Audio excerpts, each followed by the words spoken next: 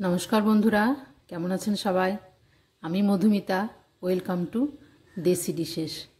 আমি আজকে আপনাদের সঙ্গে শেয়ার করব চিনি দিয়ে তৈরি নারকেল নাড়ু। কিভাবে খুব সহজভাবে পারফেক্ট, একদম সাদা ধপধপে এবং ওপরটা হবে একদম মসৃণ, ভেতরটা হবে একদম রসালো, কিভাবে এই পারফেক্ট নারকেল নাড়ুটি তৈরি করতে হয় সেই রেসিপিটি কিন্তু আমি আজকে আপনাদের সঙ্গে শেয়ার করব। দেখেই বুঝতে পারছেন এগুলোর রং হচ্ছে একদম সাদা, দেখে বুঝতেই পারবেন না যে এটা রসগোল্লা নাকি নারকেল নাড়ু। তো চলুন পুরো রেসিপিটি আপনাদের সঙ্গে আজকে শেয়ার করব, ভিডিওটি দেখার অনুরোধ রইল।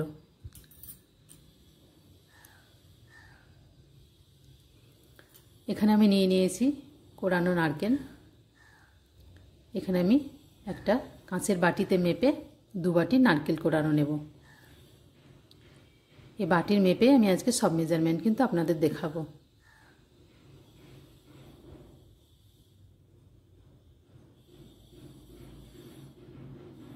এই বাটির মেপেই কিন্তু আমি এখানে চিনিটাও মেপে নেব।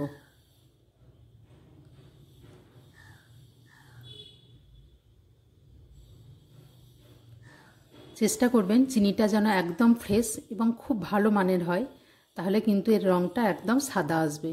নইলে চিনির মধ্যে তো একটা গাদ থাকে যেটাতে কালো করে দেয়, তাই চিনিটা একটু ভালোভাবে নেওয়ার চেষ্টা করবেন, ভালো মানের। এখানে আমি এখন চিনিটা মেশাবো না, প্রথমে আমি নারকেলটাকে মিক্সিতে দিয়ে একটু গ্রেড করে নেব। আপনারা শিলনোড়া দিয়েও বেটে নিতে পারেন। এখানে কিন্তু মেশানো বাটার সময় কোনো রকম জল বা দুধ কিন্তু আমি মেশাইনি, সেদিকটা খেয়াল রাখতে হবে, তাহলে কিন্তু আপনাদের চিনির পরিমাণটা বাড়িয়ে নিতে হবে।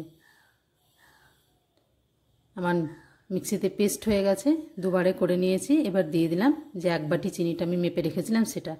বেশিক্ষণ মেশানোর দরকার নেই, কারণ এটা অলরেডি মিক্সিতে ভালোভাবে পেশানো আছে। এদিকে আমি গ্যাসে বসিয়ে দিয়েছি। গ্যাসটাকে হাই ফ্লেমে রেখে অনবরত কিন্তু এইভাবে নাড়তে হবে। দেখুন এখন চিনিটা কিন্তু একদম গলে গেছে। অনবরত হাই ফ্লেমে রেখে এই কাজটি আমি করব। যদি কমিয়ে দেন তাহলে কিন্তু সময় অনেক বেশি লাগবে। এখানে আমার যখন জলটা একটু শুকিয়ে আসবে তখন আমি দিয়ে দিয়েছি আরও 2 চামচ চিনি, কেননা আমি এখানে অ্যাড করব 2 চামচ মিল্ক পাউডার। যদি আপনাদের মিল্ক পাউডারটা আরও বেশি পরিমাণে লাগে সেক্ষেত্রে চিনির পরিমাণটা আরেকটু বাড়িয়ে দেবেন। এই মিল্ক পাউডারটা দেওয়ার জন্য এর টেক্সচারটা এবং স্বাদ খুব সুন্দর হবে। উপরটা হবে একদম মসৃণ এবং ভেতরটা হবে একদম রসালো। একটু ভালোভাবে নাড়তে হবে, তাহলে মিল্ক পাউডারটা ভালোভাবে এর সঙ্গে মিশে যাবে।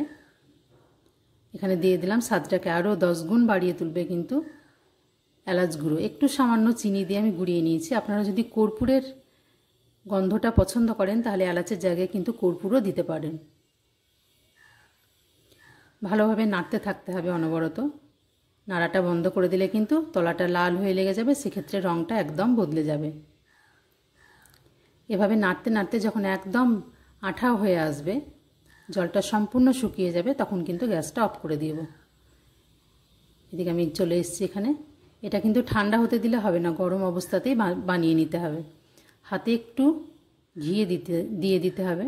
আপনারা চাইলে ওই মণ্ডটার মধ্যেও কিন্তু 2 চামচ ঘি দিয়ে দিতে পারেন, কিন্তু আমি যেহেতু হাতের ঘি নিয়ে বানাবো তাই আলাদা করে মেশাইনি।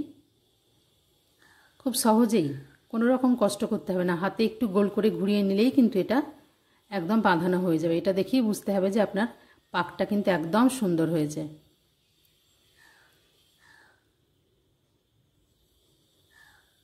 একদম গোল গোল করে বাঁধিয়ে নিতে হবে। এখানে আমি একটা বড় থালার মধ্যে এখন রেখেছি যেন খুব তাড়াতাড়ি ঠান্ডা হয়ে যায়, পরে আমি অন্য থালার মধ্যে সার্ভ করব।